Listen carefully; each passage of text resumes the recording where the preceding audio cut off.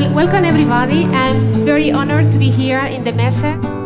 Something that I consider is a safety concern for everybody that is running any business. Every 15 seconds, one person dies because of work.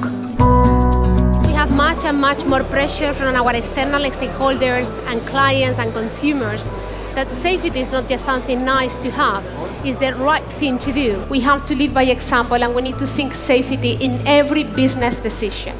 Leadership is the core, and in safety, good intentions are not enough. So you really need to act. You really need to walk the talk.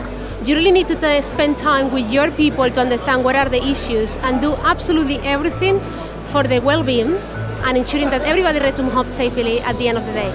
10% of major injuries across Europe occurs with material handling equipment.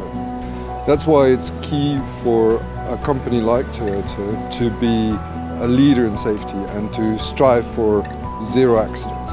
And for that reason, we want to provide our customers with the tools to achieve that. We have eyesight, we have operator training, we have safety features on all our trucks, for example SAS. We provide our customers support in implementing safety dojos. And in the future we aim to provide our customers with more lean thinking advice that helps them improve the safety of their operations. The ultimate objective in safety is to achieve a zero harm workplace for everyone.